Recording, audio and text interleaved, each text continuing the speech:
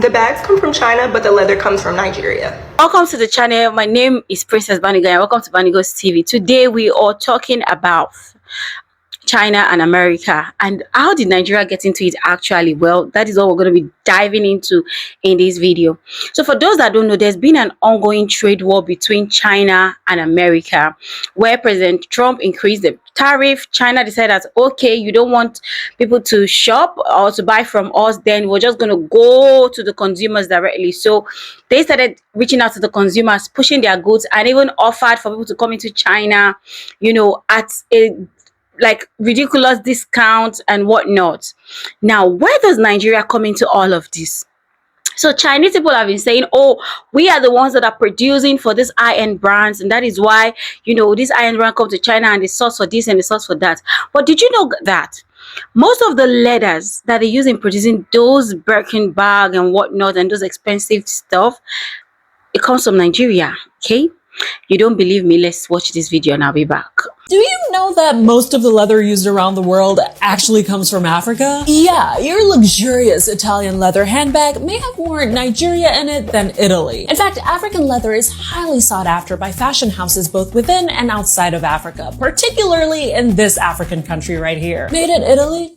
Try made in Nigeria. 71% of leather produced in Nigeria is exported to Italy and Spain. The African origins of leather, particularly within the luxury industry, have long flown under the radar. For example, this tannery right here, based in Kano, Nigeria, supplies leather to fashion houses like Louis Vuitton and Ralph Lauren, to name a few. This family-run business, Winston Leather, has effectively been supplying some of the biggest names in fashion for over 30 years. You see, in Nigeria, leather making has a long and storied history. For over 500 years, traders have bought leather from this West African country. It's been a center of leather production for years. Within northern Nigeria, one particular city stands out: Kano. Traditional tanneries in Kano are Nigeria's oldest and biggest leather suppliers. They are, and always have been, the starting point in many leather-producing chains. See, among the Hausa Fulani people of northern Nigeria, leather served a functionality. It was essential to the production of clothing, footwear, bags, and saddles for transportation and trade. Hides and skins from free-roaming cows, goats, or sheep were taken, and skilled artisans, who often belonged to specialized guilds, would transform them into leather through a process called leather tanning. And before you come screaming about animal cruelty, at the time and still in many African communities, all parts of the animal were used. As a source of food, architecture, clothing, nothing was thrown away. The skill and knowledge of these artisans was passed down through generations, perfected over centuries, and today, many of those traditional techniques are still in use. But while leather has traditionally been used to make practical products, it's also deeply intertwined with Nigerian cultural identity and constitutes a visible form of cultural expression. For example, in Igbo culture, leather is used to make Igbo akupe, a traditional leather hand fan, and in Yoruba culture, leather work is used in some ritual objects like the lapa. It's always had many uses and has always been highly sought after, which is probably why on the global stage, Nigerian leather has evolved to a symbol of luxury and high fashion. Now, that's not to say that the industry doesn't face issues. There are problems related to infrastructure, financing, and competition from imported goods. Made in Africa still doesn't have the same ring to it as made in Europe. But African designers are working to change that. Brands such as these are switching the narratives, and initiatives like the Lagos Leather Fair have brought smaller designers to the forefront and really showcased Nigeria's beautiful leather craftsmanship. There's really no need to look far. Beauty has always been found within the continent. The bags come from China, but the leather comes from Nigeria. The bags are manufactured in China, but the leather, the exotic skins, the snake skin, the alligator, it comes from Kano, Nigeria. Come on in, let's talk about it. Yes, because I love that the Chinese manufacturers are coming on here and asserting that they are producing these luxury bags and luxury goods, but also Black people have a hand in that manufacturing by way of tanneries in Kano, Nigeria. So a tannery is an institution, a business in which you are converting animal products like skins, leather, suede, alligator skins, snake skins, all kinds of exotic skins into textiles so that they can be used for goods, clothing, bags. And Kano, Nigeria is headquarters, world headquarters for this practice. And they have long since been headquarters for hundreds of years. So I interviewed during the pandemic a man named Winston, and he leads a business out of Kano, Nigeria called Winston Leathers. And they are actually a third generation So he confirmed that his tannery produces leather goods and exotic skins for brands like LVMH, so Louis Vuitton's portfolio of brands, Ralph Lauren, many other luxury brands. And I interviewed him on Twitter. I'll link to that thread so you can go back and read it. But yeah, he shared that this practice of providing exotic skins to the world, but specifically to China, goes back to the Silk Road, when traders in Mali were providing leather goods up through Morocco and on into Asia. Moroccan leather is known for its quality, and Winston actually shared that Moroccan leather can be traced back to Kano, Nigeria, and it's actually Kano leather. So I love all the conversation that Chinese manufacturers have started around like amplifying that those goods are produced and manufactured in China. I want to go a layer deeper and talk about how Black people are actually contributing to the manufacturing as well, because the leather goods and the exotic skins that make up those bags that they're putting together in China actually started on the continent of Africa, in Nigeria. Okay, let's talk about it. If we're gonna talk about it, let's talk about all of it. And sorry, I'm getting ready. I'm gonna put my brush down to talk about some bags that I love by Black designers. So this beauty is Antelope. This is by a brand called Brother Valet. A Black woman named Aurora James leads that brand. I still wear fur. Don't kill me. I read a great New York Times article about how basically fur was phased out when Black women were able to access it in greater numbers. So basically, because Black women could access something that white people felt was exclusive to them, that's when they decided, oh no, vegan leather. And I am not a proponent of, inhumane treatment of animals, but I do love fur, and it is a part of Black womanhood, Black girlhood, rites of passage. We hand down fur coats. So I love a fur.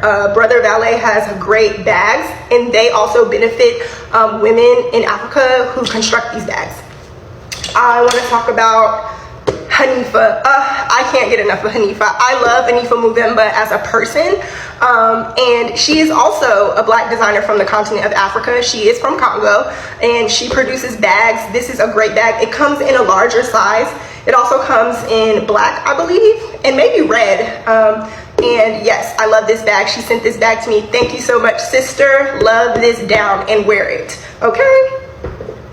And we gotta talk about Loire. So Loire is headed by Raul Lopez. He is a person of color. And he's actually previously one half of Hood by Air. So if you're familiar with Hood by Air, they pioneered streetwear. He was one half of the duo who founded it and led it. So icon already. He circled back, okay, and hit us with another brand called Loire. This is the ostrich texture. This is 100% genuine leather. It's ostrich textured. I also have a smooth version of this bag in brown.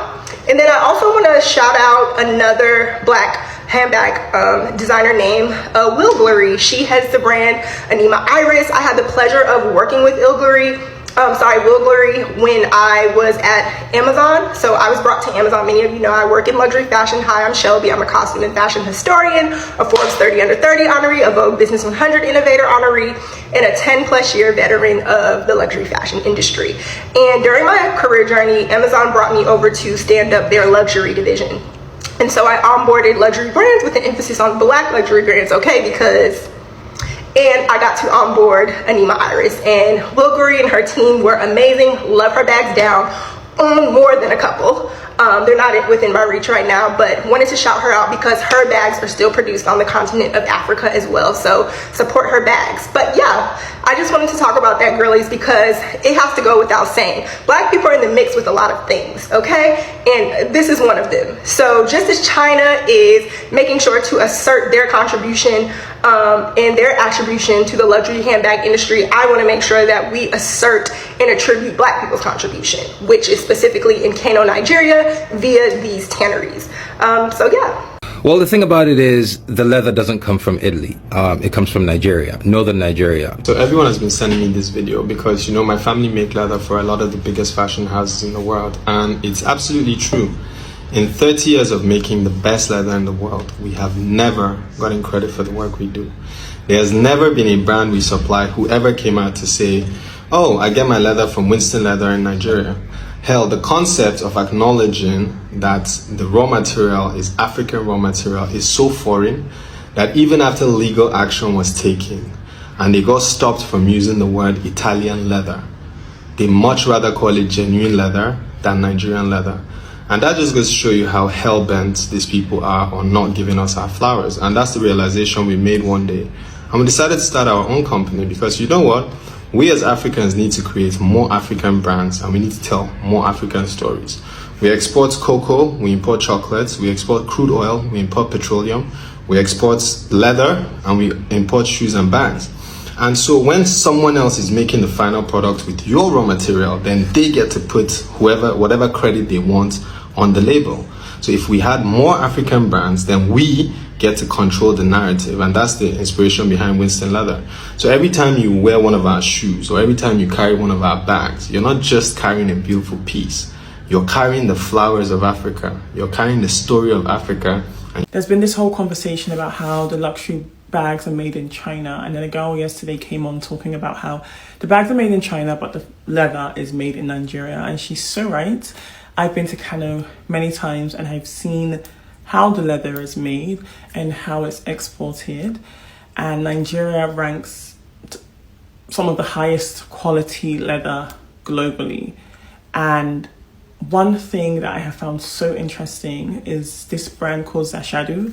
What they do is that oftentimes when the leather has been when it's been exported and it's too much, what tends to happen is the luxury brands send it back to Nigeria, Kano, because they want to leave it as waste.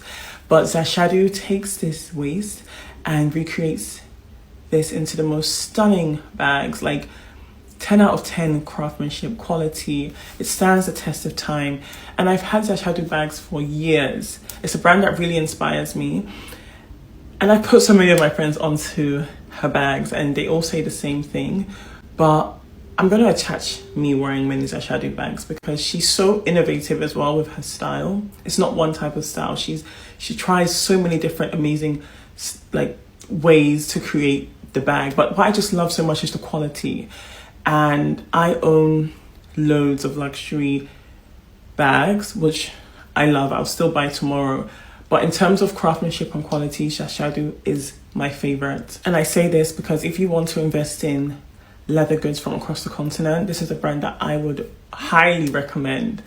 What does this tell us? Okay, we are quick to look down on things that are made in Nigeria. Once it's made in Nigeria, so long that product is properly done, like well constructed, is good. Okay, I mean, why not? I am one of those people who don't mind buying from Nigeria, China, Ghana, wherever, so long I can afford it and it's good and it's within my budget. Why not? I don't know why people like to look down on made in Nigeria products. Meanwhile, Nigeria ships this leather to China. They produce a bag and tell you it's a Birkin bag or this bag or Hermes or whatever, and you're buying it at ridiculous amount, right?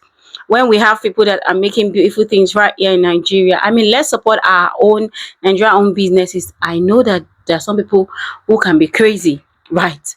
So yeah, it's fine if you want to do whatever you want to do, like buy from wherever you want, but still note that they gather leather from Nigeria last at the end of the day.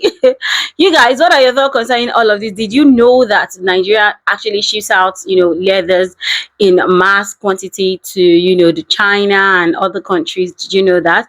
Let me know your thoughts in the comment section concerning all of these, and I'll see you guys in my next video. Bye for now.